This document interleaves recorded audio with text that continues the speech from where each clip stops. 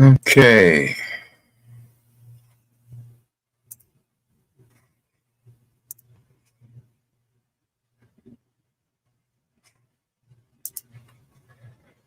Greetings, everybody.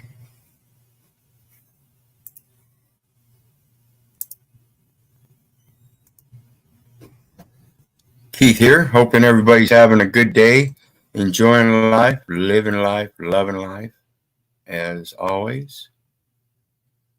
And we're back at you tonight with some more Hitler's willing executioners. We're going to finish it up tonight. We've gone through enough of it to get the idea across that the statistics and the psychology of the people applying themselves to those very systematic statistical venues is a large portion of the problem. And if we don't know we're doing that, it comes upon us very easily to get sucked into doing so and fall into false ideologies along the way. So first of all, I want to remind everybody, hit that like, share, and subscribe button. Like I said, we are back up on Keith Little and El Perro, as well as always going on Hecklebus. So please hit the like, share, and subscribe. If you're on one or the other, get over to the others and do the same. There's a PayPal links down in the details section for anybody that does want to share some love. It's always appreciated, even 10, 20, 50, 30, 50 bucks, whatever you can help with, always appreciated. Your support here on the panels, along the channel, in the comment section, everything's welcome and appreciated. And of course, the StreamYard link is pinned for anybody that wants to join the stream. We're going to go ahead and get started here, but let me take a quick break and I'll be right back with you.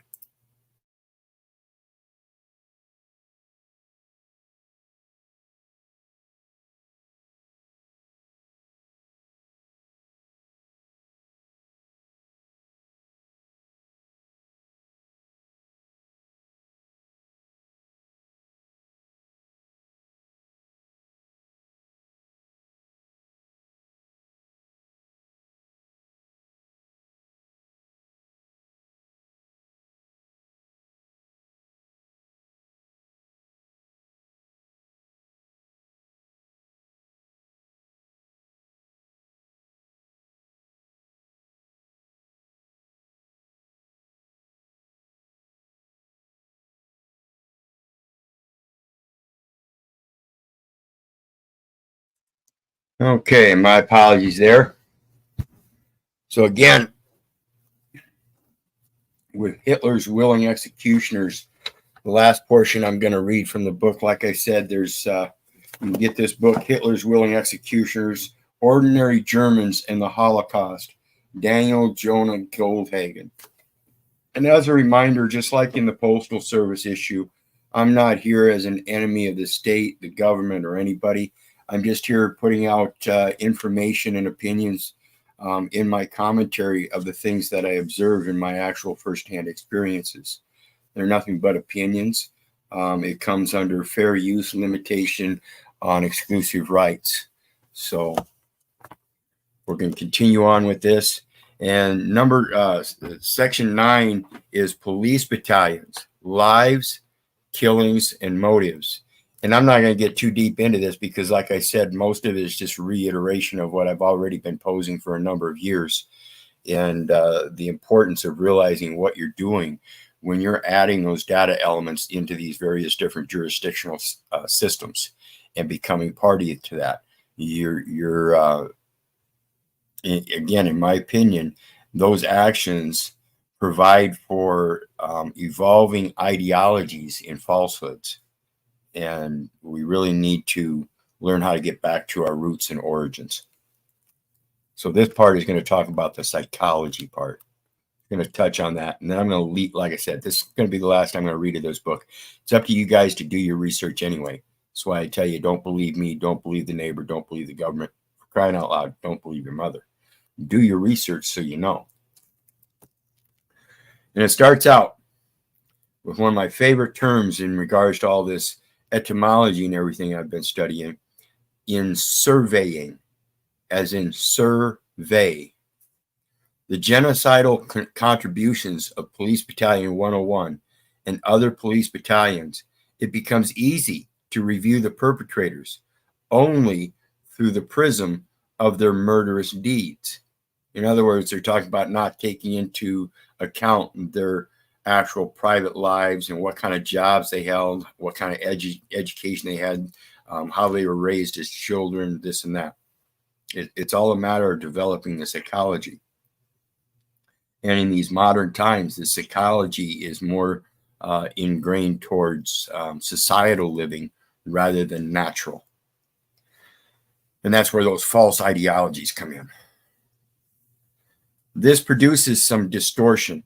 The extraordinary character of the killing operations, not surprisingly, leads many to consider the perpetrators and their deeds in isolation, sequestered from the rest of human social activity, from the normal workings of society, in part because the genocidal deeds seem not to inhabit the same social or moral universe, but belong to a special sub-universe of reality. In other words, this is like what I was saying in regards to the Christianity coming about, and just by its own presence creates an anti-Semitic ideology. And this again is just my own expression that I don't believe in any of the writings, the Judaism, the Christianity, the Muslim, the laws of the United States. I don't believe in them. What I do is I learn how they say much like the same things throughout the different writings.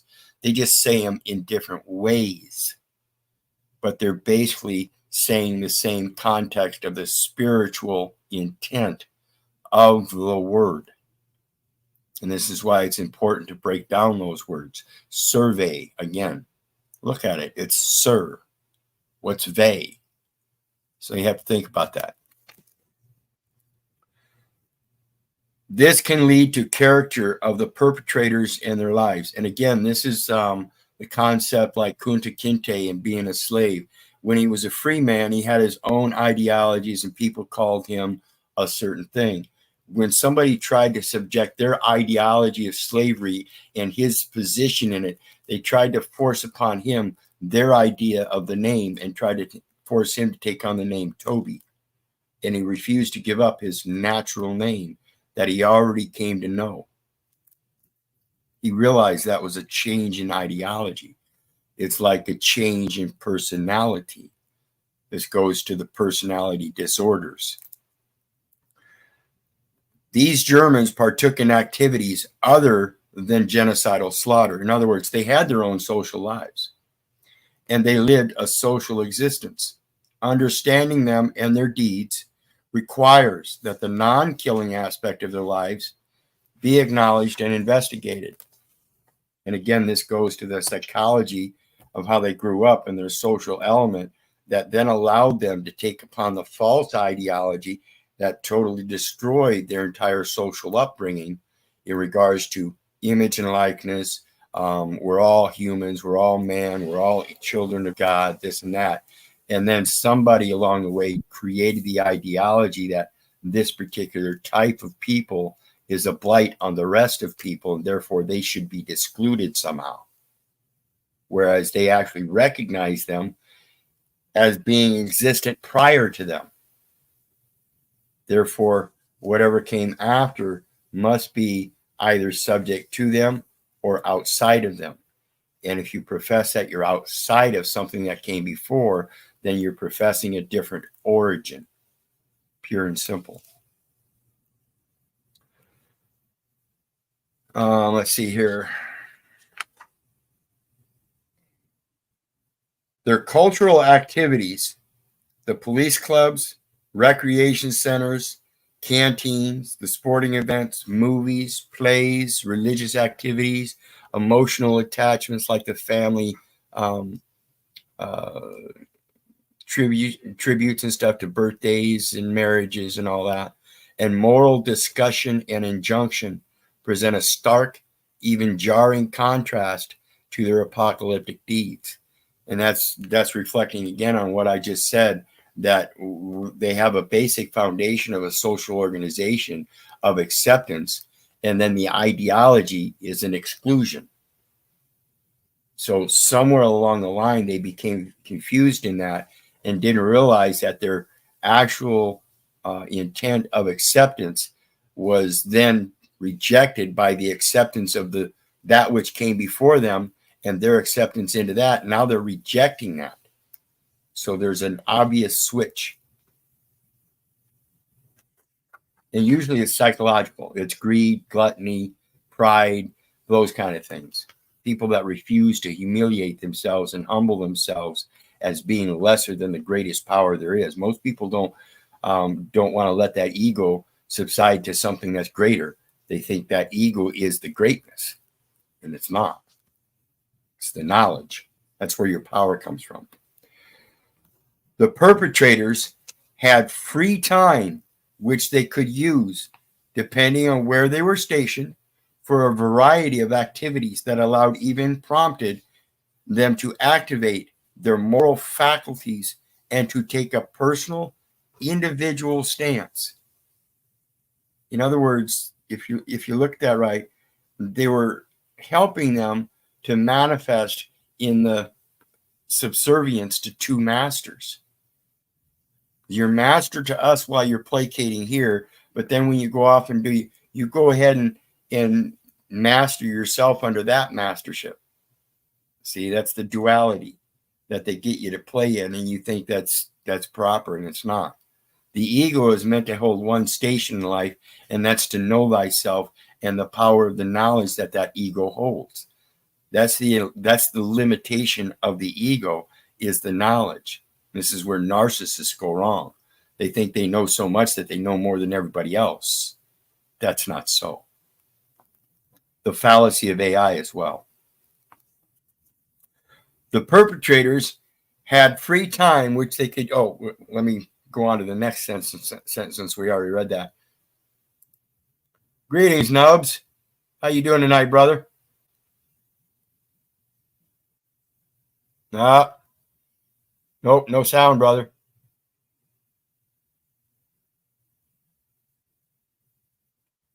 Nope. Might need to go out and come back. All right, we'll wait for him to come back. In the meantime, we're back to the reading. Whether they were in church, at play, or in a small group, say drinking at a bar and surveying the terrain of their lives, the perpetrators lived in a moral world of contemplation, discussion, and argument. They could not but react, have opinions, and pass judgment on the events, large and small, unfolding before them daily. Events. Any better? Again, that's better.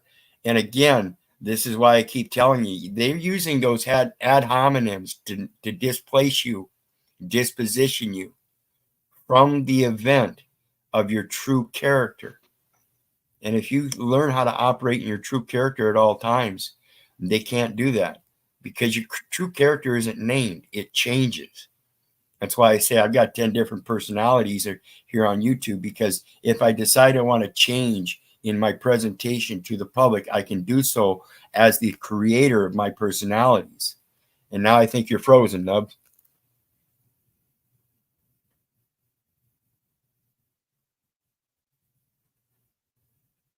Yeah, I think we lost him again.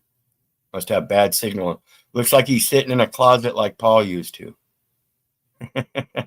And something happened. Nope, froze again. Anyway, what we're talking about here again is the psychology and that ego, and knowing that in one setting, the social setting, you're more relaxed and comfortable amongst those people that have a relaxed ideology, and they're not all tensed about enforcing a certain and distinguished ideology within bounds and limitations, such as those policies, codes, rules, regulations, and stuff. So we have to remember that if you're going to really truly bring the word of truth, then you have to learn how to bring that word of truth against those false ideologies. You can't live to the best of your abilities if you're allowing those little lies and stuff. those false ideologies, to placate them as a portion of your life. If they play a portion of your life, then that shows a place where you can observantly improve, and failure to do that, and the lack of want to do that, shows ignorance, bliss, gluttony, greed, convenience, complacency, all things that I believe are inherently against our true nature, to be on guard, to be ever watchful, to make assurances that things aren't wrong in the now time. We can't placate to the insurance scheme that says if it goes wrong in the future, we can do this, this, and this, because you can't do that, particularly in these insurance programs that placate they can't insure against acts of God's. Well, that means that they can't insure against my own breath. Therefore, it's not covering me in any sense of the words. It's only covering the person, period. That's the only thing that paper document is about. We're going to discuss that here after we get done here.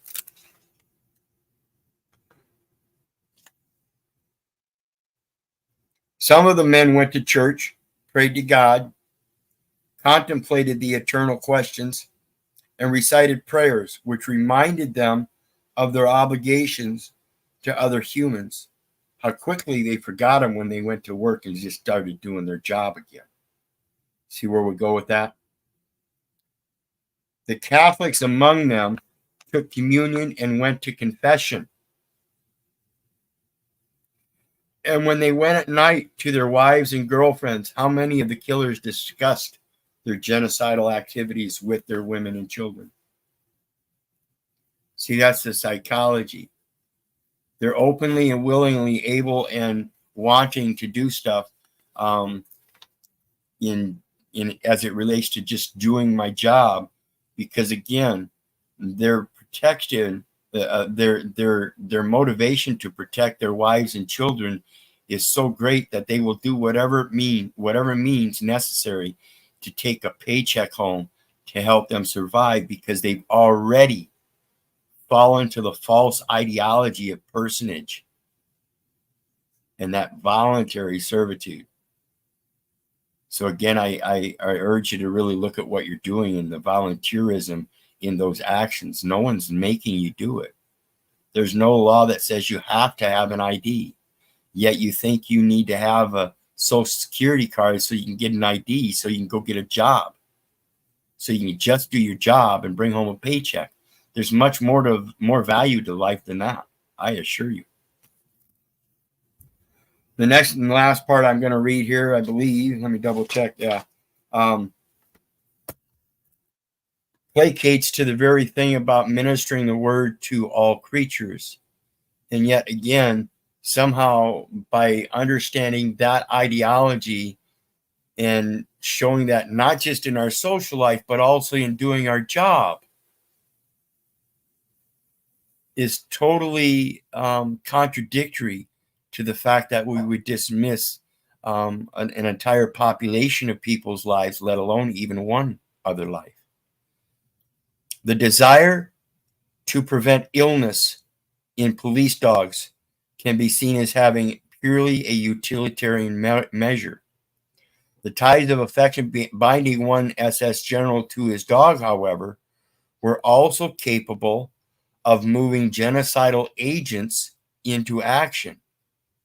See, while they were killing other people because of some seemingly greater bondage to a dog, they enforce social morals and objectives in their genocidal rampages to search out a lost dog while they were killing and slaughtering people. The ties of affection binding one SS general to his dog, however, were also capable of moving genocidal agents to action. In October 1942, the men of Police Regiment 25 learned in a postscript to a regimental order that a 14-month-old yellow German shepherd answering to the name of Harry had weeks earlier jumped from a train near Lublin and had not yet been recovered. All stations, the order continued, are requested to look for the German shepherd so that he may be returned to his master. They were caring more about a dog that was lost in the wilderness that could actually probably take care of himself very well out there, and wanted to make sure he could return to his master so he could have a nice plush life and be treated well. Whereas at the same time, the people that are supposed to have dominion out in that wild probably can't survive and are in fact being hunted down and slaughtered. You see the just total contradiction there? The regimental headquarters was to be notified upon the dog's capture. Owing to their missions in search of hidden Jews, most of the men receiving this order were already acclimated to scouring the countryside. Perhaps each one kept an eye peeled for the dog as he continued combing the terrain for every last Jew. So while he was looking for Jews, he was also looking for a dog, but at the same time looking for those two different, quote, creatures. One was distinctly an image and likeness and was abhorred so much they were hunting him down to kill him. The other was viewed in the image and likeness of a man's best friend and held inherently more value morally and socially. The dog's fate, if indeed he ever was found, was greatly preferable to that of the Jews, because if they found the dog, they'd take him back and feed him. If they found a Jew, they'd put him through torture before they kill him. In every respect, the Germans would have agreed it was better to be a dog.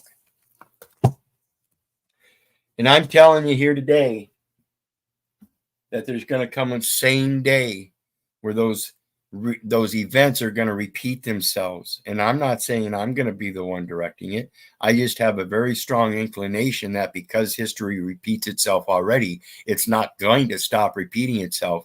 And when those events happen again, those people that are going to be hunted down for what they are, they're going to wish they were a dog. So anyway, I want to take a real quick moment. Thank everybody for your support. Norman Longstaff, Vic Cunningham, Chosimba, Nubs. Come on back up if you can get a better connection. Anybody else out there? Appreciate all the support. I really do. Please hit that like, share, and subscribe button, whether you're on any one of the three channels. And if you're on the one, get over to the others and do the same to help the algorithms. There are a couple PayPal links down in the details section for anybody that wants to share some love. The StreamYard link is pinned for anybody that wants to join the panel. And before we get into the rest of tonight's program, which is going to be not quite Hitler's Willing Executioner, but we're going to continue on into some shorts and show you how the socialization program that we have today is bringing about those same false ideologies that's going to help history repeat itself, where one group is going to be big enough to say, okay, this group is a problem, we need to annihilate them. That's what history does. And I'm going to urge you to really seriously contemplate what you're doing to yourself and your children these days. So let's start with, again, I like etymology and stuff, and so we're going to pull up the term journal. And we're going to start out with journal. You've heard me talking about journal here lately as it relates to the general journal and general ledger, administrative journal and administrative ledger. Okay. Similar words, and this is from Oxford Languages. As a noun, a newspaper or magazine that deals with a particular subject or professional activity, subject or event. So it's a particular or specific subject or activity. It can be professional or private. Doesn't have to be, as they say, professional. Professing is your own profession of what you do. In that context, it's your professional, and it's the events of your profession. It's your story. It's your journey. It's your journal. Professional journal. Same thing. It's what you profess. Similar words, in other words, synonyms, things that mean the same thing. So, periodical, publication, magazine, gazette, digest, professional organ, review, newsletter, news sheet, bulletin, newspaper, paper, paper, paper, daily, weekly, monthly, quarterly. We went from a noun that describes things,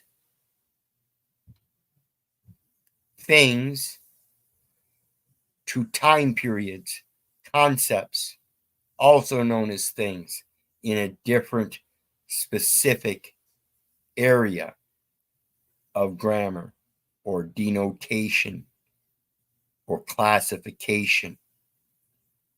These are material subjects.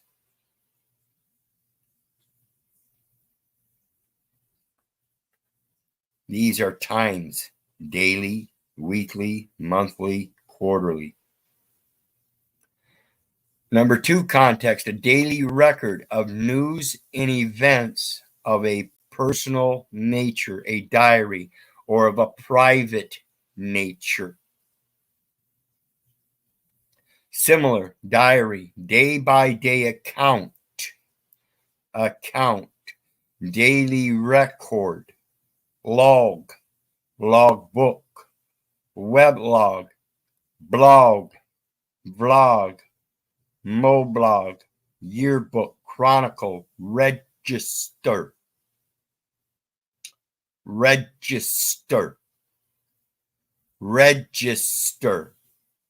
paper, register, notebook, commonplace book, annals, history, daybook, register. The next word. It is a synonym with journal.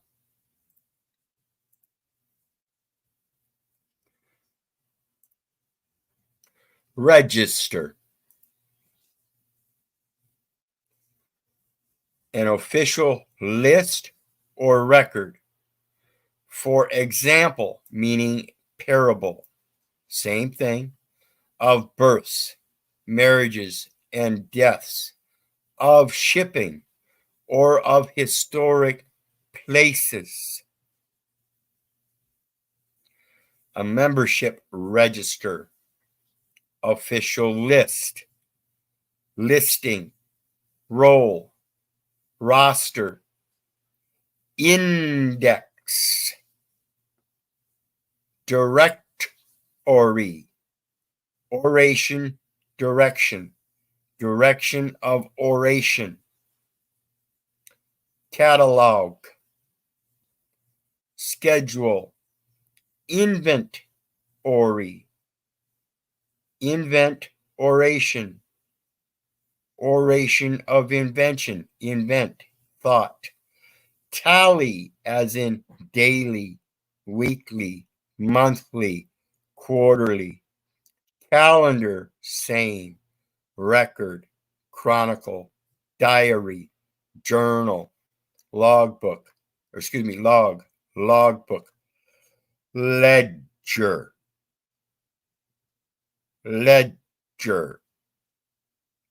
archive, annals, files, to record and file in an index directory.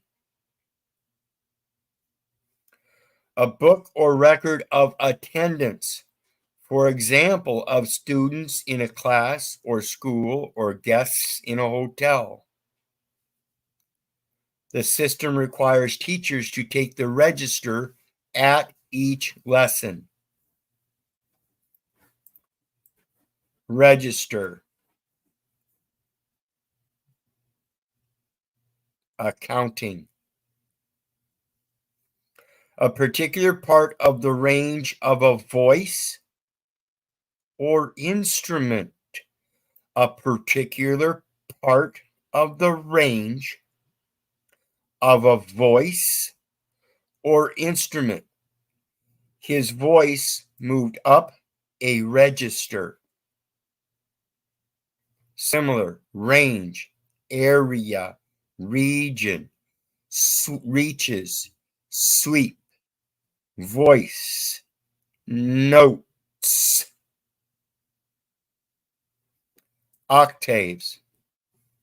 A sliding device controlling a set of organ pipes which are a tonal quality. A set of organ pipes so controlled. Linguistics.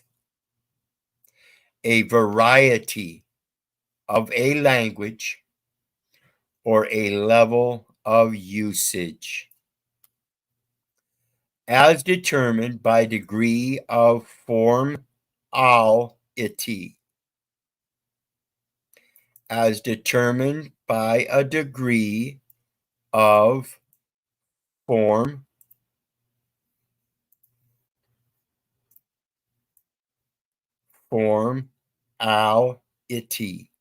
Those are two suffixes added on to the root word form, wherein God formed the man of the dust of the ground.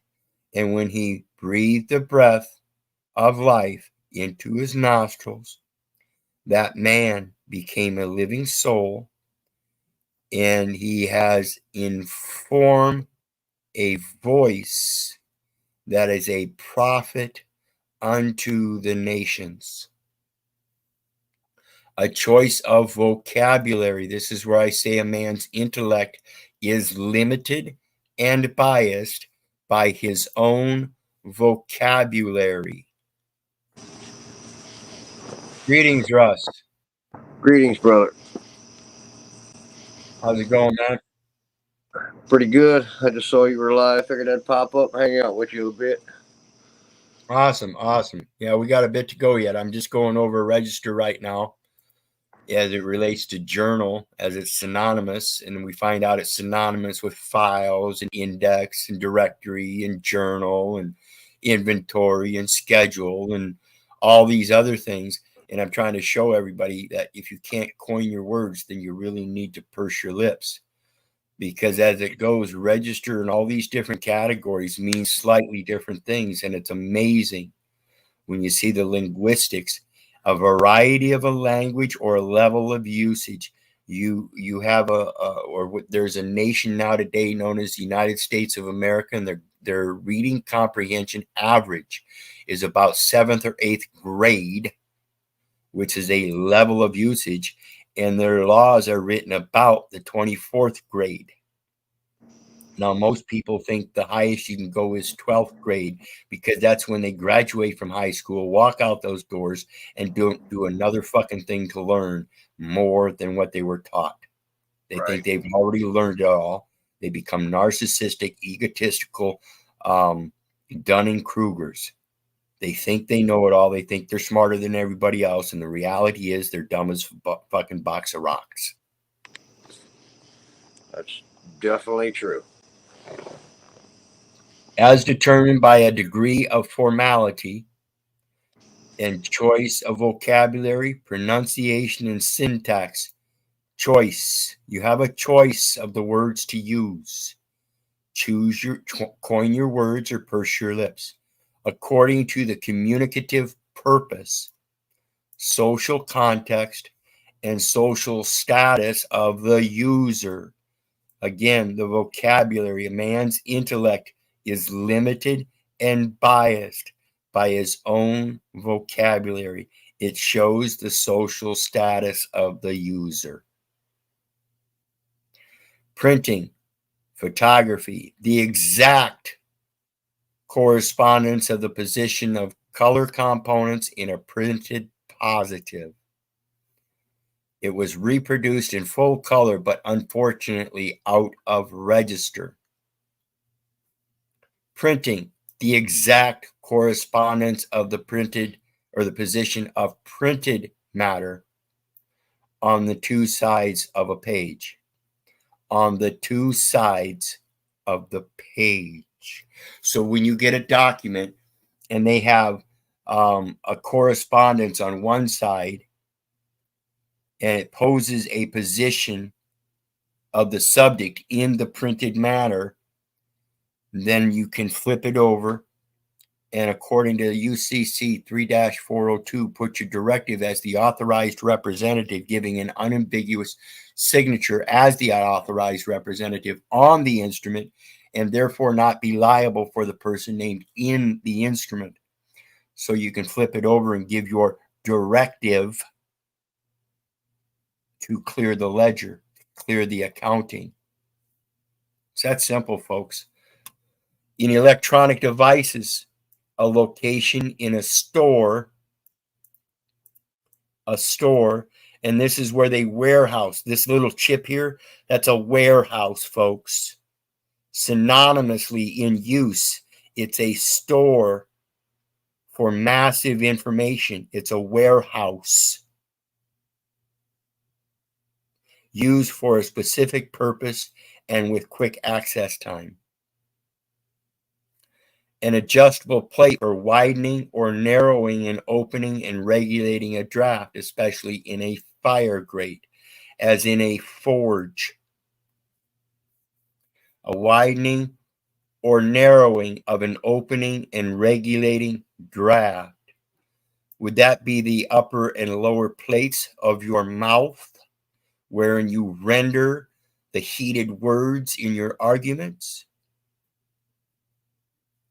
Art, one of a number of bands or sections into which a D sign is divided. So when you sign in person and you are partaking, you are taking one part of something that was divided for many. North American, short for cash register. As a verb, register, third person present. Third person present.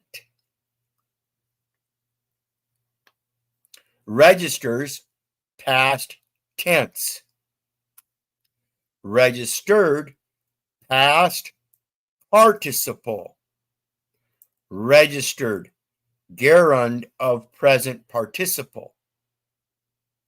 Registering, enter or record on an official list or directory. Enter or record on an official list or directory. This goes to the franking that I was discussing with Flow State and his accusation that I'm committing mail fraud by counterfeiting and forging stamps.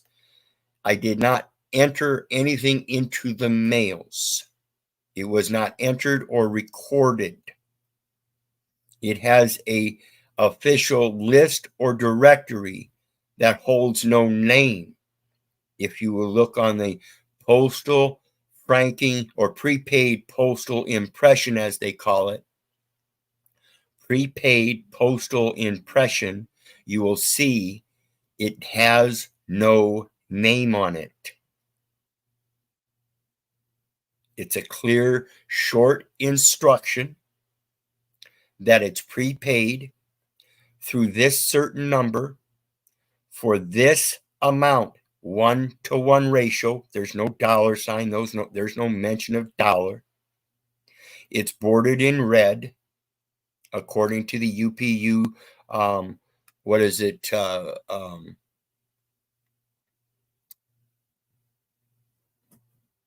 I can't remember what they call them now. They're the general orders per se of the Universal Postal Union, and it clearly it discusses franking, and they're like 57 different places, and it tells you all about it. Tells you how you can pink the edges. You can, which is if you look at a regular stamp, it's got that wavy edge. It's called pinking. It's not a straight edge. It's so that you can rip them off from a sheet of 100.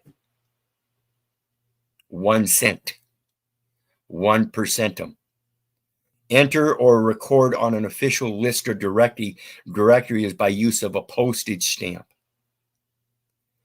But to pass through the mails, you use what's known as a prepaid postal impression, showing that it's already been paid and there is no need to buy another stamp.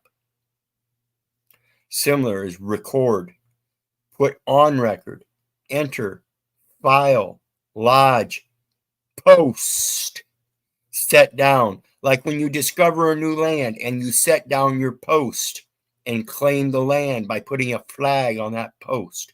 Inscribe, write down, put in writing, submit, report, as in import, export, take down, note, note. So when you enter or record an official on an official list or directory, it's same as a note. United States Code and the Federal Register are notes. It is a promise if it is a note. Minute, as in daily, weekly, monthly, quarterly, minutely, a part, a minute part, not minute, minute. List, log, catalog. Enter one's name and other details on an official list or directory. Enroll, put one's name down. Enlist, enter, sign on, sign up, apply, go in for, check in, put one's name in a register as a guest in a hotel, of a couple to be married, have a list of wedding gifts compiled and kept at a store for consultation by gift buyers. Have a list of wedding gifts compiled and kept at a store for consultation by gift buyers.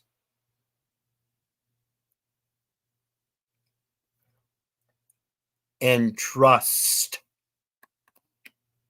a letter or parcel, otherwise known as a manifold dispatch article, to a post office for transmission by registered mail.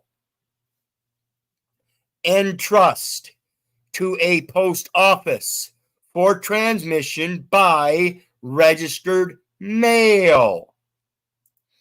They are already the trustee as a registered agent.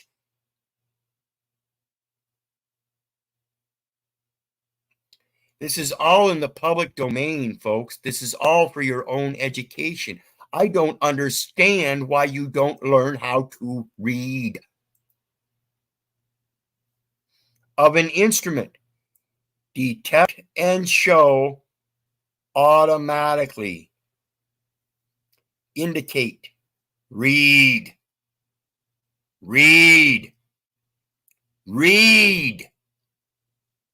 record, show, display,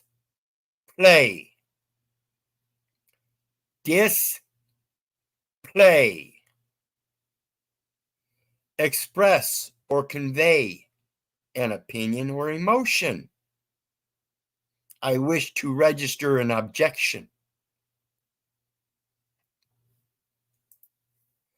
Similar is display, show, express, exhibit, evince, betray, disclose, evidence, reveal, manifest, demonstrate, reflect, bespeak, testify to, betoken. Of an emotion, show in a person's face or gestures, nothing registered on their faces. Properly notice or become aware of something. The first duty of law is giving legal notice. Make an impression on a person's mind. Make an impression. Get through. See, the prepayment postal impression sends it through the mail, so it can reach its final destination and sink in, be planted in firmness, fall into place, penetrate. See, that sperm is to make an impression on mama's egg. It has to get through. It has to sink in. It has to fall into place. You have to penetrate.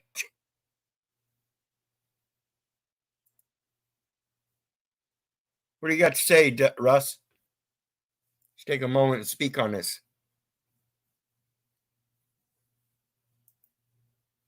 Hello. Okay, so it seems like Russ walked off, but that's okay. Nope. I'm here. I'm just having difficulties. All right. So what do you think about that synonymous tone and how it works throughout all those jurisdictions, so you can see exactly what I'm telling you people about with the prepaid postal impression and how it goes through the mail, and how if you're going to do your coin your word, purse your lips, it has to be able to be a pass through. See, it's not my words. I am just a pass through, and it's going from a point of origin to a final destination, which is the heart of the person or other man or individual or natural being, whatever you want to call them, that I'm trying to converse with.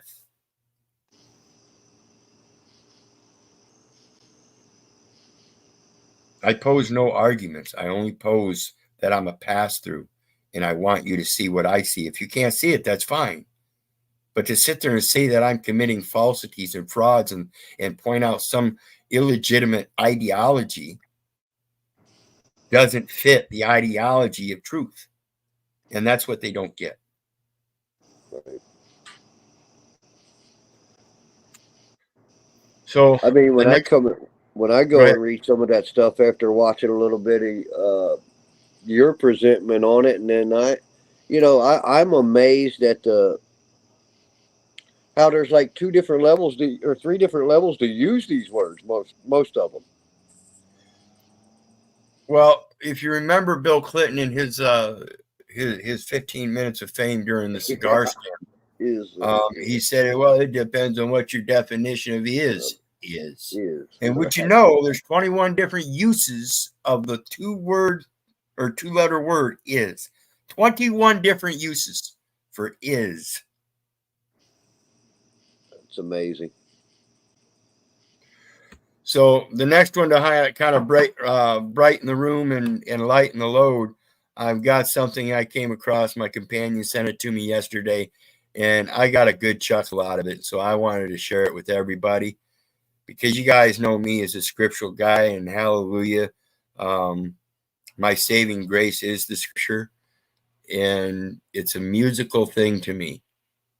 And I've got a very eclectic musical background, and I love the way this guy put it together, because it's so fitting to the law is specific, the grammar is specific, and so are the tunes and the verses in the songs, but not maybe as specific as you might think they are. So enjoy.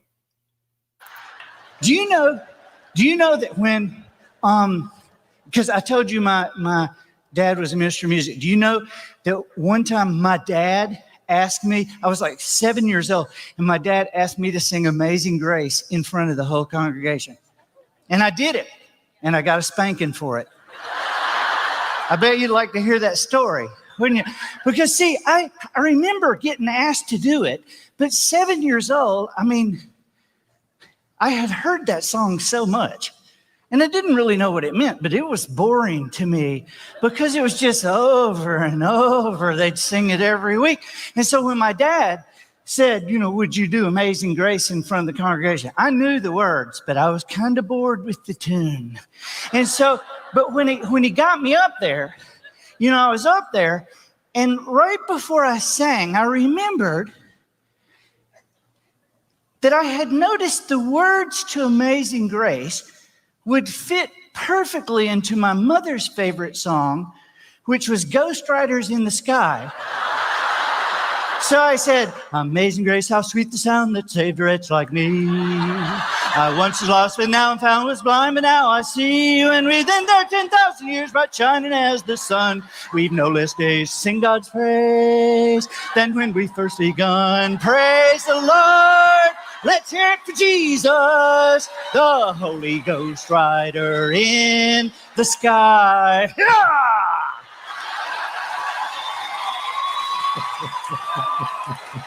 And so, you know how how you're laughing right now.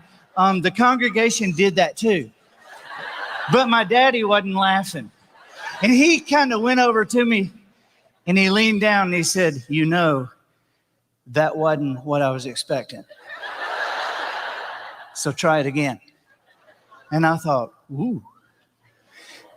Well, I had also noticed that the words to Amazing Grace would fit perfectly into the music of a song that I heard my grandfather play on his record player behind the barn. I didn't really know what the song was about, but it was called House of the Rising Sun. And I also knew, I thought at that moment, my mom likes Elvis, so I thought I'd throw a little of that in there too. And when my dad backed away, I said, Amazing Grace, how sweet the sound that saved a wretch like me. I once was lost, but now I'm found. Was blind, but now I see. And when my dad took a step toward me, I took a step back and I said, thank you very much.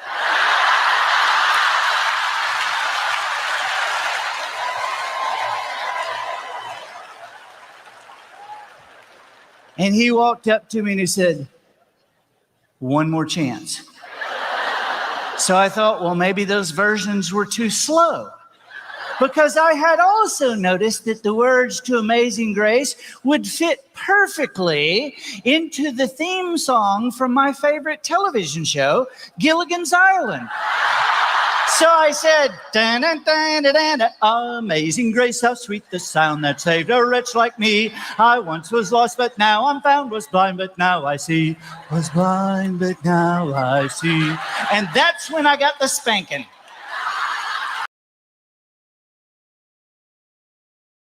Yeah, that's funny.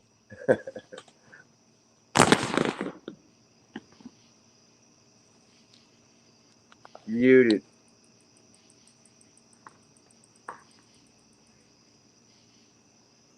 You're muted.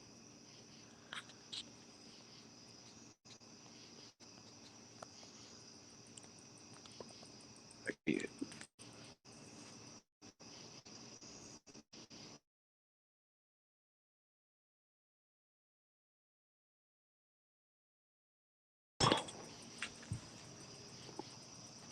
What the hell's going I on? was staying on electrical cord, so I had to ground him. He's doing better currently in conducting himself properly. My kid asked me, do trees poop? I said, where do you think number 2 pencils come from?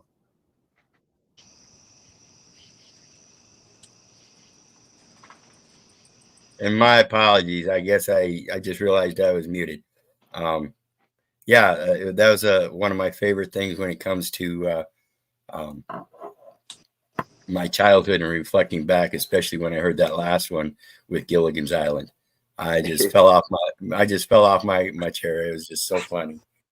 And so the next one here with the comedy. Now we're going to get into the shorts that I've been doing lately as it relates to all the different false ideologies and all the rights activism, you know, the civil rights, the feminist rights, the gay and bi rights. Now we've got the transgender rights and everything. And all they are is just false ideologies that are getting people to enter into statistical gamefare, warfare, trying to issue their own order. And they don't even know what a true order is. And that's the confusion. That's that public education indoctrination that we instill upon our children because we feel it's inherent now. It's been going on for a number of generations, and it's not going to be long before we're going to be in this dystopia of complete confusion, illusion, and false ideologies. And that's where we fall victim to idolizing ourselves and everything but that which is true and real. And so I urge everybody to get up off your couch and start looking at things for what they are, because you certainly are harming yourself and your future generations without even knowing it. This complacency and comfort and convenience is a bunch of hogwash. It placates into the thing that you can live off of your own existence. No, you got to put something into it. I urge you, learn how to get up off your ass and start doing things. If I may offer a piece of advice that says that it's already here, yesterday's conversation, when somebody did not understand, somebody as posted, he did not understand the general premise of counterfeit versus an original piece. And I say we're already in that state of confusion, utter confusion. Well, and it's not to come, it is current. Right, and that's where he got off on saying that the laws are laid out by Congress and that all people are subject to those laws. No, people created Congress. So how can Congress create laws for the people? They can only create laws for the administration of things that are delegated to Congress. And that's licensure and identification. A licensure, identification, and oaths. Those are the three things that Congress has authority over. If by people you're talking about the United States version of people, sure, I'll agree. However, I'm saying as far as that goes, but as far as human beings go, the essence, we created that. You're absolutely right. Yeah, we wouldn't be able to create Congress and walk together in a postal Congress if we didn't recognize it from Psalms 121, verse 8, wherein the Lord preserves thy going out and thy coming in from this time forth, telling us that we can walk with him, and then reaffirming it in Leviticus 25, verses 23 through 25. The land shall not be sold forever, for it is mine. Ye are strangers and sojourners with me. Your duty in all the lands of your possession is grant a redemption to the land. And in those lands where you find your brethren that are waxing poor and have sold off their belongings, you are to come as a kin to buy back their belongings, and therefore you shall redeem them. That's our purpose in life. Period. Owe no man anything but to love one another, and that is to fulfill the law. So when we go around loving each other, that is the redemption. That's what we're supposed to pay forward, as that movie said, pay it forward. Period. And correct behavior is the truest form of love. Yes. And this first one here is going to go to that as it relates to the station in life, and the differences in those stations in life between man and woman. Do I think women should guard the White House? No, I don't think I should either. It's not sexist to say that women can't do big physical labor things as good as giant men can. But people will tell you it is. Well, I'm not sexist. As a matter of fact, my favorite people are all female. I have a wife and I have 3 daughters. They're my favorite people in the world. But I could beat the out of all of them. Yeah, the fact that this has even become remotely controversial is super funny to me. But that's also because every movie you see has like a 100-pound woman beating up 300-pound men, which is not true at all. Yeah, you're not going to see a little 110-pound woman, basically about my size, beating up on a guy like Paul. It ain't going to happen. The only way that I could see that, the only way that could be possible is if they knew some form of jujitsu or a grappling sport where size is not your term or your determining factor. Not many women know that. Not many men know that. So there are your exceptions, but I agree with you. Yeah, and not only that, but it's not often that you're going to have a 110-pound woman that's full on black belt in 3 different venues up against a 360-pound man that ain't got no experience. I guarantee a 360-pound man's been used to throwing his weight around and walking with that weight all of his life. That's a lot of weight to carry, and I guarantee you he knows how to use it. He doesn't need martial arts. It's instinctive.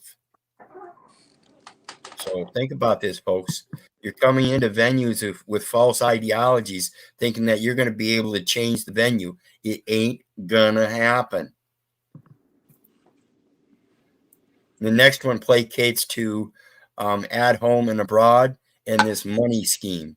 And I guarantee you, I don't agree with any of this because we shouldn't be sending, quote, aid in monetary form for contractual purposes to raise and lower a certain statistic, which is in fact a manipulation, and therefore those statistics are false in that manner. Plus, again, like I said, those statistics are false in the relation to resident. 98% of the people are not in fact residents and cannot be in fact residents. Well, not only that, the whole process is backwards to begin with itself, isn't it? Well, yeah, that's what I'm saying. You can't regulate other people through a process if they didn't consent to that process, and they're the ones that, in fact, qualify that process as a governmental process. See, that means they're getting their qualification from the very people that they're trying to enforce them on. Yeah. Aid to Ukraine or send aid to Hawaii? Send aid to Hawaii. Why? It's part of America.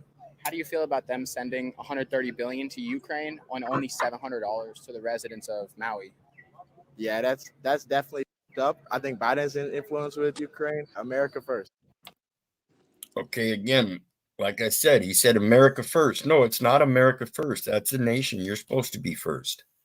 If you recognize your place as first, then you don't placate to the monetary system that says it's the solution.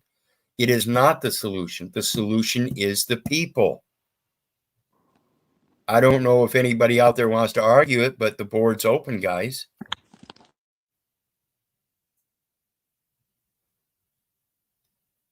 The solution can't come from the system that is the problem. That's the police investigating themselves again. Why do I don't see how people don't see that similarity. But it is what it is. So the next one, we got Joe Rogan again. Watch this. I got a million ideas. I'm sure you do. There's no shortage of that. Yeah. I just don't know how you manage your time. I don't understand it. It doesn't even seem humanly possible. There's a million. That's what I've speculated. Yes. I might have some mutation or something like that. You might. Do you think you do? Probably. Do you wonder? Like you're around normal people, you're like, Normal people. See, that's the thing. It makes it sound like people that see other people as normal, somehow they're awkward or something like that, not normal, when it should be the norm. It should be the norm that people don't walk out of this high school and never learn anything again. It shouldn't be the norm that people placate, that they know enough that they can live the rest of their life and not have to worry about learning anything more. It has never been, in my opinion, I don't see any evidence of it anyway, a material fact that anybody could walk out of high school and never learn anything else in their life. I think life is a learning experience from moment to moment. And if you don't take heed of that learning, then you suffer and die. I think this is the cause of what they call death. Again, like I said earlier on Paul's stream, the humility and humbleness of man, and the thought that they think the meek will inherit the earth is a good thing. I don't think that they are taking that in context right, because if the meek inherit the earth, and that means you're going to be buried in a grave, what is your true inheritance? Is it the earth, or is it the kingdom of heaven? So I urge you to quit being meek, being silent and quiet, and placating that peace is the only way to do things is going to get you killed and thrown in the ground. Learn how to live as the pass through, and pass through this world and inherit your true inheritance, the kingdom of heaven. Like, what's up with these boring dumb motherfuckers? Ever? Not bad for a human. But you must understand there's not a whole lot of human beings like you. You know that, right? So you're an It oddity seems, yes, to chimps like me. we're all chimps. Yeah, we are. We're one notch above a chimp. Some of us are a little bit more confused. When I watch you doing all these things, I'm like, how does this have all this? Evidently, according to science, there's only a 2% difference between man and chimp. So he's actually right in that sense that we're not much above a chimp, huh? Time and all this energy and all these ideas, and then people just let them do these things. I got a million ideas. I'm sure you do. There's no shortage of that. Yeah. I just don't know. And as it relates to that, everybody's got millions of ideas. There's no shortage of them. He's absolutely correct. And you know, one of the most profound things I've realized in life is that a lot of ideas have been contemplated time and time again and never brought to the full surface and fruition. And then when the man does bring, there is a man that brings something like that to fruition, he's given credit for it, even though it's well known that somebody else drew drawings of airplanes and things like that. You know what I'm talking about? Da Vinci helicopter. You know, if you want to give it the true perspective, Da Vinci was the inventor of the helicopter, might be, but no, they don't give him credit for that. They give him credit for material that was sourced from him, that gave another man the same kind of idea, but with different materials and different technologies, he was now able to improve upon it in concept and fruition. So he was given the credit. So again, there is no shortage of ideas. Which is rather ironic because the Wright brothers flew 2 years after a guy in India did it too. Like it's not a new concept that man flew. I mean, he just copied the Vimanas for the most part, only roughly, kind of. But it was, I was watching something, it was really fucking interesting. And then if you look at the Mayan sources, you see things that clearly look like airplanes. And that's speculation, but nevertheless, there wouldn't be a purpose for something like that, to my understanding. And it is, Exactly. It is minute. Exactly. So again, history just repeats itself. Now, this is pure ignorance. Pure ignorance. And I don't see this guy much, but I've come across a couple of his, and I think I might start checking him out some more too. Whatever happened to men in society? It's videos like this that make China think that they can conquer us. Want to see the cringiest, most cuddly thing ever? This is called a love surge. And we do this when one of us has like so much love in our limbs that we can't. Warning, incoming cupcaking, severe cupcaking. If you are subject to anxiety attacks because of these kind of activities, please leave the room and come back in 2 minutes. Contain it and feel like we're going to explode. So Sean is having a love surge right now, and he's going to wrap around me and shake with the electricity of love until I catch it too and start shaking, and then you explode with a love surge. Again, warning, folks, if that seemed a bit too much for you and it churns your tummy, please leave the room. We don't want to have to send in a cleanup crew to clean up all the vomit. Please leave. What Don't the you? fuck? You're welcome. And that's the Is love that surge. flow state? So much love was just surged. Do not come. Do not come. I'm gonna come.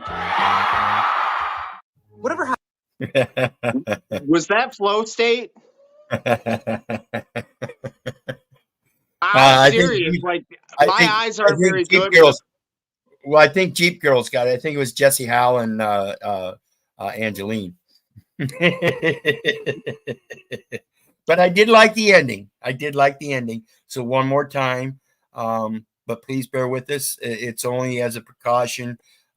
Please, if you're light on the tummy and stuff and easily churned, please leave. What happened to men in society? It's videos like this that make China think that they can conquer us. Want to see the cringiest, most coupley thing ever? This is called a love surge. And we do this when one of us has like so much love in our limbs that we can't contain it and feel like we're going to explode. So Sean is having a love surge right now, and he's going to wrap around me and shake with the electricity of love until I catch it too and start shaking, and then you explode with a love surge. I feel so much better. Don't you? Thank you. You're welcome. At least And that's Jesse Howell gives us a rave. Yeah. Yeah. This is disturbing. This is straight cupcaking 100%. Yeah. Well, and this Who is what we're does getting that? to in this. Yeah, this is what we're getting to in all of this ideology of thinking that things are bad enough, so we have to overcome it with these kind of actions. These kind of actions ain't gonna do nothing, folks. The only thing it does is show your fucking idiocy. It shows your mentality is a little off balance. That is not how this shit works.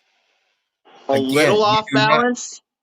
Yeah, you do not express love in that manner. That is not an expression of love. That is a performance as a way of coping.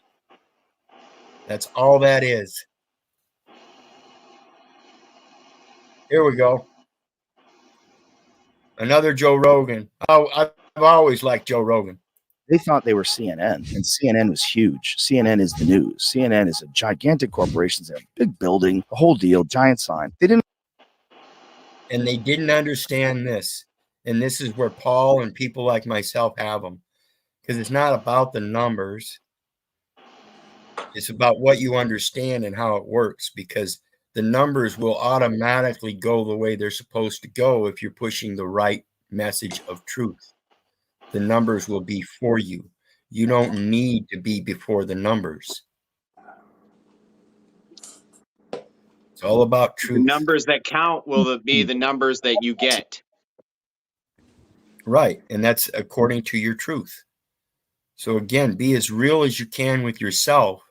And remember, folks, like I've said many times, the people that like me because I tell them the truth. The people that don't like me because I tell them the truth. Either way, you're going to get the truth. But on the other side of that, the ones that do like me, they also bear the brunt of all that angry yelling and stuff too, because that's how I get on them. That's why they know I love them as much as I do, because I can't stand to see them fall. So even if I mention a small thing, take it to heart so I don't have to get so upriled about it and yell about it, because I truly do want them to be my friend. I truly do want you to be my friend. But what I'm saying is you do not want to be my friend. I want you to be my friend, but I guarantee you, you do not want to be my friend, because 98% of the people cannot stand up to the truth. And the other 2% that can, 98% of them can't stand up to the way I express it and the way I demand it. And I'm telling you, I don't demand it of any others unless I demand it of myself. That's 10 times the purest form of love that you could possibly have, is what love thy neighbor as yourself. Judge not, lest ye be judged. By the measure in which you judge, so therefore will you be judged. If you're a man like you, like myself, in places, like Paul in places, like the gentleman, I don't know him, but I've seen him on panel, and he seems to be a reputable guy. If you're that type of guy, to judge somebody with frustration and get your shit together, that's the judgment that I want. If you see me fucking up, you better fucking say something. Yeah, and that's I'll do a reading of John 8 verses 14 through 20 here in a minute. But that's the basic principle, is holding each other up to the responsibility of being able to take care of yourself. because I don't want to have to sit here and be the one to keep telling you you're fucking up. One day you're going to have to be able to look at yourself and tell yourself that you're fucking up, and not have to depend on somebody else telling you or be offended when somebody else tells you. You'll be able to take on that task by yourself. And it's an important one. Larger than them. And it was exposed during that whole thing where they just made this terrible chess move. They just ran out in the middle with their king. That's how I found myself in the middle of all this. That's how I found myself having conversations with Peter McCullough and Robert Malone and a lot of other people, a lot of very intelligent people that weren't crazy. They weren't tinfoil hat conspiracy theorists or QAnon believers. They were just intelligent people that had looked at all the data and had said, I think we're being lied to. And that's all it takes. Just learning how to look at the data and say, hey, I think there's a lie in here somewhere. Let me do some research so I can stop believing a lie if that's what it is. But people are not willing to do that. They're willing to put up with the lie rather than do the work to get it out of there so that other people behind them can follow up in truth as well. They don't hold themselves up to that bar. They're willing to accept the lie. I'm not. I'm not willing to accept one lie, let alone a multitude. Not going to do it. Now, the next one, set of jokes before we get into a serious, it's about a 6.5 minute video as it relates to trafficking, we'll say for now. But I wanted to lighten the mood here a little quick with a couple of my favorite guys again in regards to the comedy section. Starts with F and ends with K. I said, no, it doesn't. A polar bear walks into a bar. Bartender, I'll take a rum and Coke. Bartender says, what's with the pause? I was born with them. Polar bear says, I was born with them. So the first one again. My wife said to me, what starts with F and ends with K? I said, no, it doesn't. That's obvious.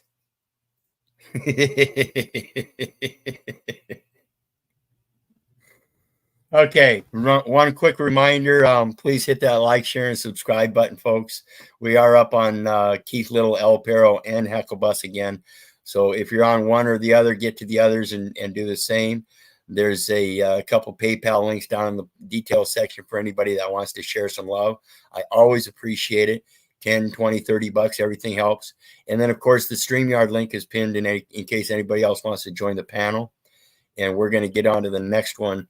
Now, the next one is, as I said, as it relates to trafficking. You can see by the title what we're going to be talking about.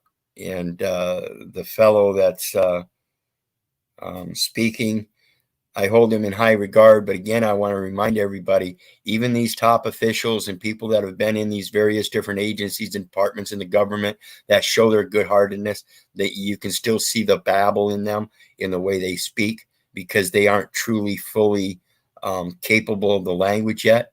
But yet, even with their heart, they're closer to the truth than most everybody else. So while I do mention that he babbles, I'm not going to pay attention to it quite so much, because again, it's not listening to the messenger, but the message. And if the message is clear enough, you can dismiss a little bit of babble. I mean, not totally dismiss it. You still have to hold it against him. If I ever get a chance to meet the guy, that'll be one of the premises of my communications with him, is to help him correct the language, as it would be with anybody. But at the same time, like I said, he's got a heart. He's doing what's right. And that's the true communication. That's what we should listen to. Actions speak louder than words.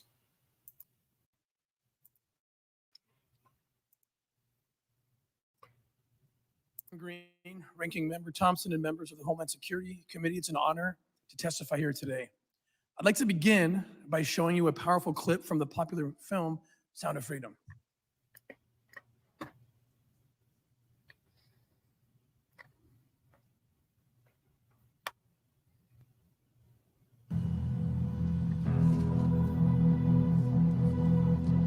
Oh yeah, that's a old picture.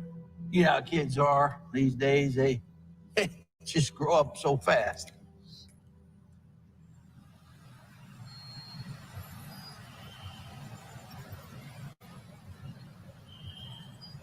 That's him.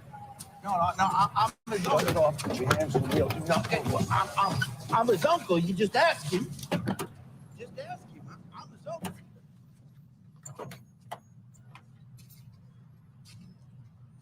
Hold on.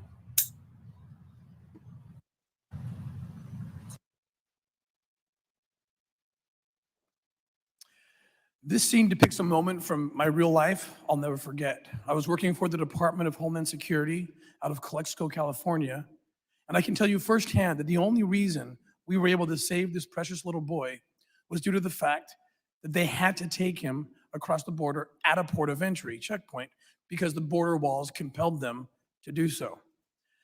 The horrors a child faces as a victim of human trafficking demand that we take action. A child can be sold up to 20 times a day, 6 days a week, for 10 years or even longer, depending when the abuse began. Just in 2022 alone, immigration authorities encountered more than 152,000 unaccompanied minors at or near the US-Mexico border, representing an all-time high. Of which almost half have gone missing. I believe every member of this committee and people everywhere can agree that human trafficking is a plague and an evil that must be eradicated. Evidence of this can be seen in the response to the movie Sound of Freedom, based on my life story, which has been a surprise box office success and is sparking a national conversation on child sex slavery and trafficking, the fastest growing criminal enterprise on the planet. Fastest growing criminal enterprise. They literally call it a criminal enterprise. The conclusions I offer in this testimony are based on my professional experience as an anti-trafficking operator. After starting my professional career with the CIA, I transferred to the Department of Homeland Security. So he worked both for the CIA and Department of Homeland Security. So again, we're talking about officials that are highly up in the ranks and should be competent of a 24th grade reading comprehension, let alone plain English. So pay attention to his comments here. DHS, I spent 12 years as a special agent and undercover operator for Homeland Security investigations. After leaving the federal government, I have continued the fight against human trafficking, first as the founder and CEO of the organization Operation Underground Railroad, and now as a senior advisor to the Spear Fund, which is an organization that funds and collaborates with experts, organizations, and concerned citizens around the globe to fight and end human trafficking. Traffickers use our southern border to bring slaves into our country for the sex industry because the United States is one of the highest consumers in child sex abuse material in the world. The United States is one of the highest consumers in child sex abuse material in the world.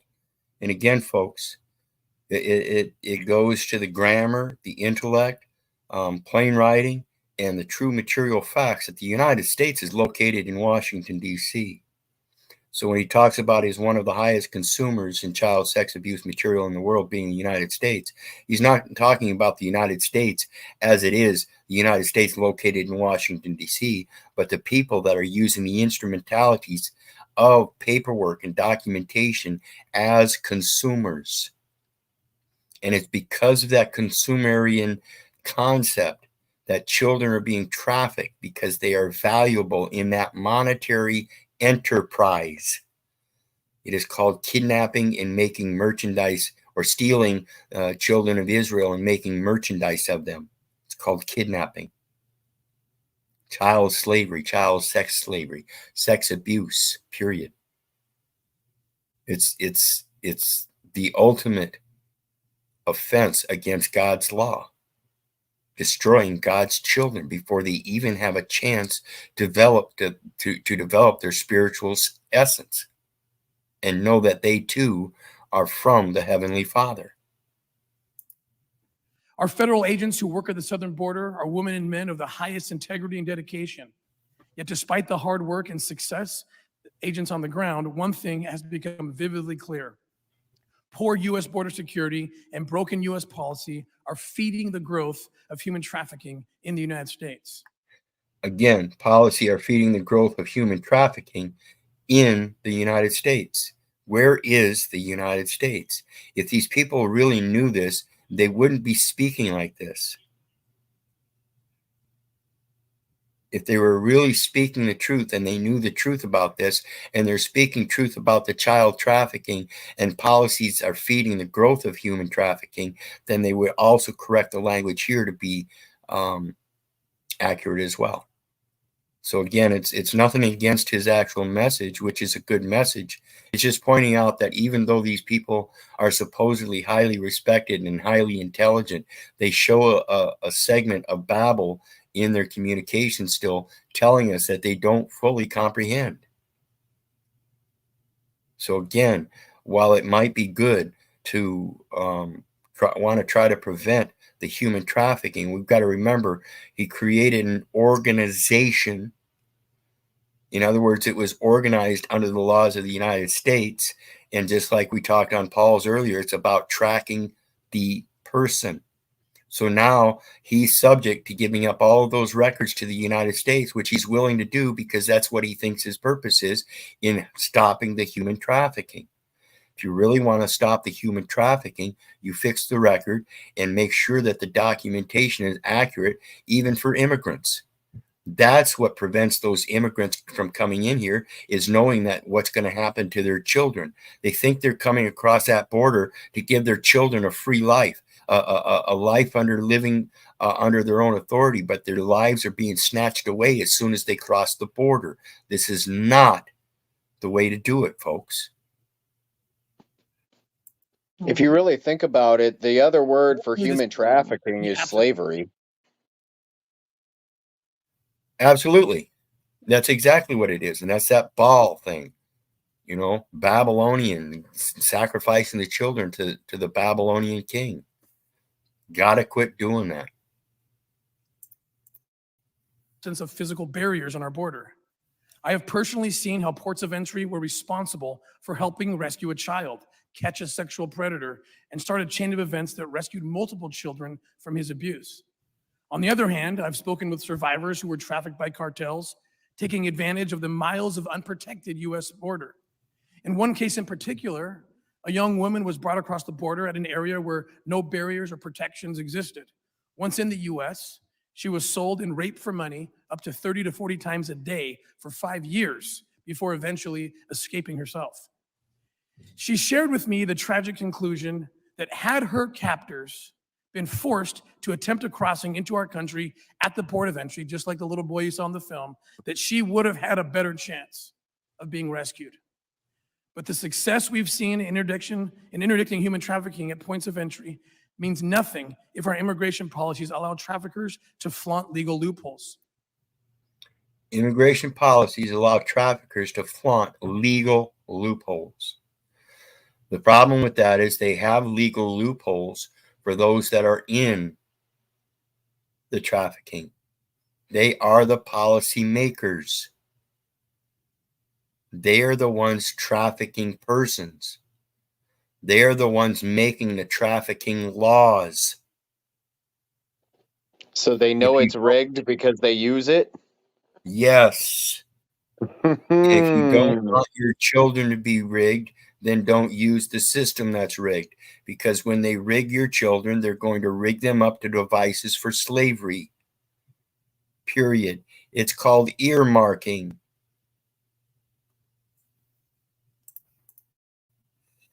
Recently, members of Congress sounded the alarm on information that the government has lost track of 85,000 minors that crossed the border. Lost track of 85,000 minors. Now remember, I just told you almost half of them come up missing. The 150 or so thousand migrants that came across that border, and half of them are children, migrant children that came across that, and almost half of them are missing. That's where I got that. 85,000 minors that cross the border unaccompanied are missing. They're gone. They don't know where they're at. And the New York Times reported that the Department of Health and Human Services has lost contact with thousands of children who were released to sponsors that are now, and these children are now feared of being risk for exploitation. Just in May alone, U.S. Customs and Border Protection encountered an average of 435 unaccompanied minors per day. 435 unaccompanied minors per day. These people think that sending those children across the border is going to give them a good life. They're sending them off into slavery and sexual trafficking.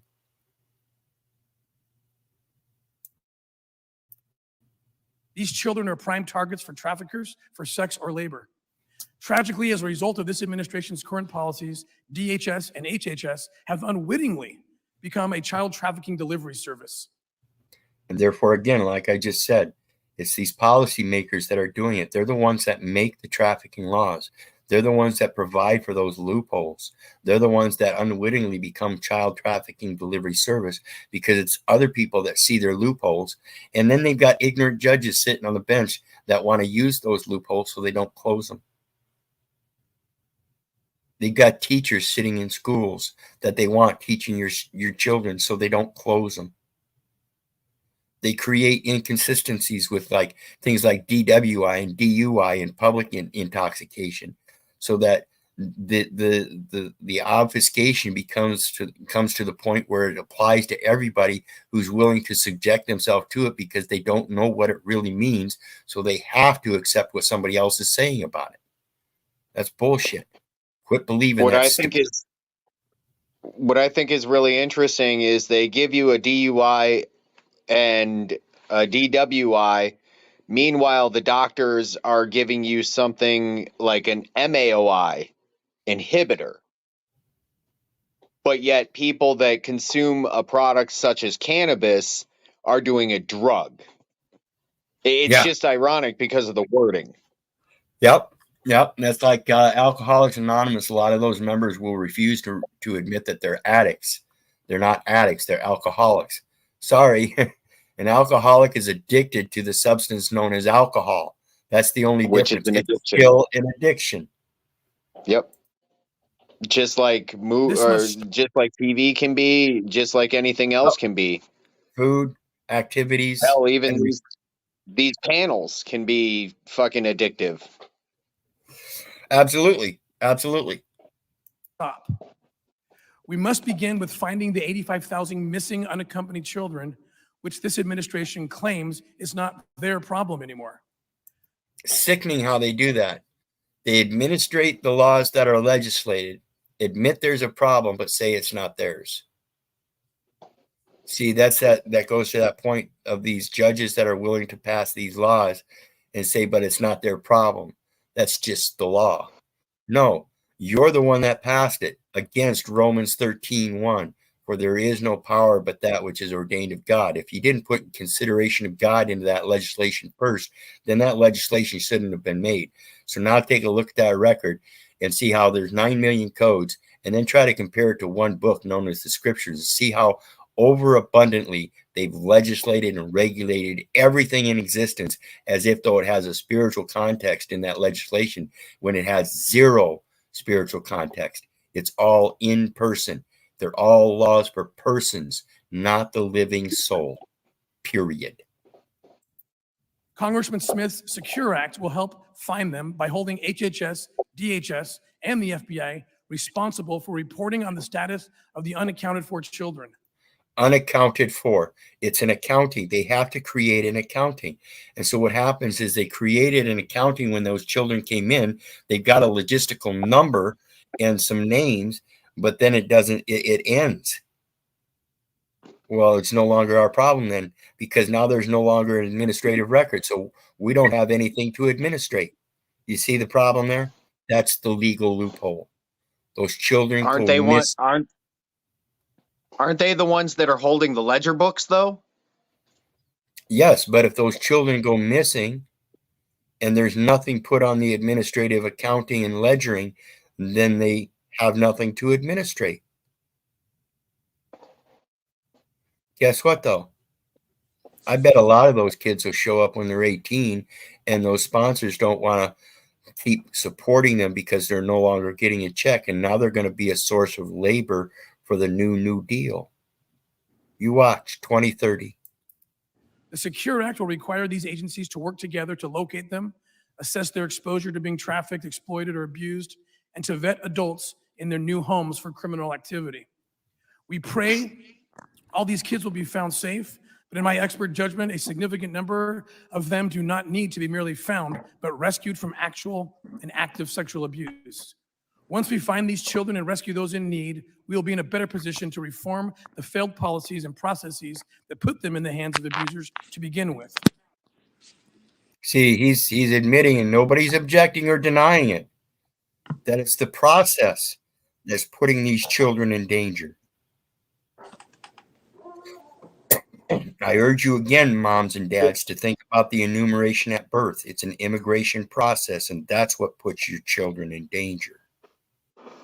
It's all of the children, though. All of the children of the Creator are in danger because of this kind of legislation that we care not to dismember.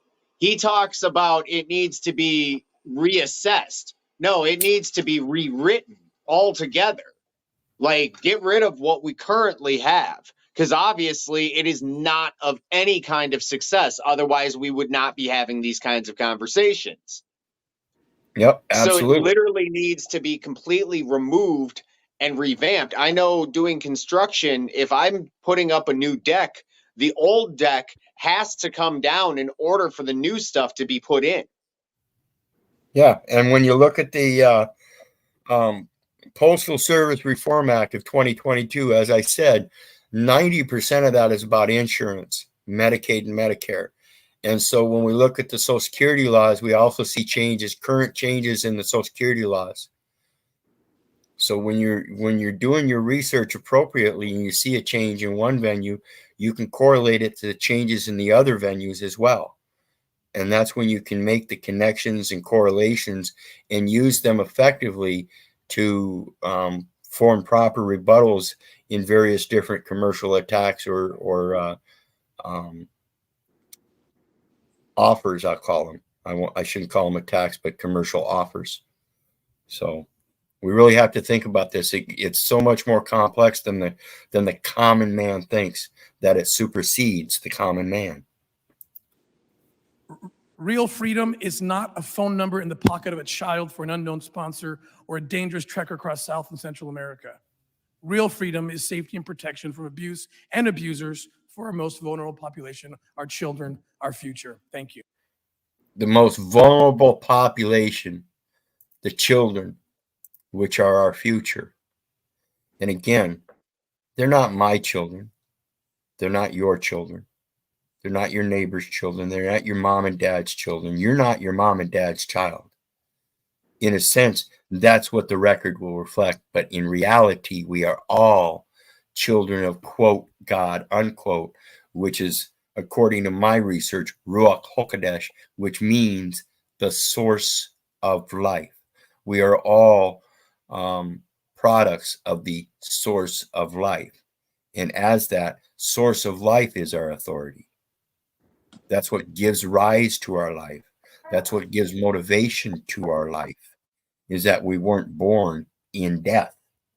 We were born in life for a purpose of living, period. And with that, we come to, goodness, it's been over an hour and a half, a little bit longer than I thought it would be. But again, I appreciate everybody. Moonbug, 2MW, OTW just finally showed up. Kara, always good to see you. Channel 3, Mark Jones, MJ Jeep Girl, always good to see everybody. I appreciate your support. Be sure to hit that like, share, and subscribe button. Please tag that PayPal link and share some love, folks. Get this out there, spread the numbers, get this message growing. It's not about me. It's not about you. It's about the source of life and continuing that and our place in doing that.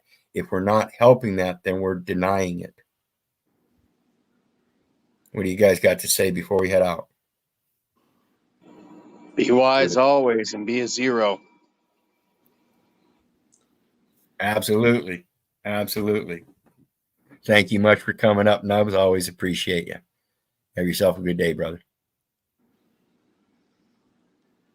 I think I'm just going to continue to roll through the communities as I do, and encourage people to be the change they wish to see. That's all I can do. Yep, I hear you. And with that, folks, I am going to come back here in a little bit. Got a video I want to go over. It's going to be under the 17 US 107 again. As far as commentary and public opinion and all that, fair use. With the right frequency, anything is possible. The knowledge of vibration. Again, coin your words or purse your lips. The way you speak creates certain toroidal currents, and they do have a, quote, butterfly, unquote, effect on things around you. It is a manifestation.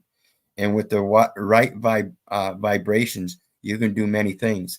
So I'm going to speak a little bit on the Rife machine that I got. It's called a GB4000 as it relates to my own cancer experience and various other things. And so we'll be back with that video here in a short little bit. So remember, folks, I love you, but I don't give a fuck whether you love me back. Be blessed. Have a good night, and hopefully we'll see you again here shortly. Bye now.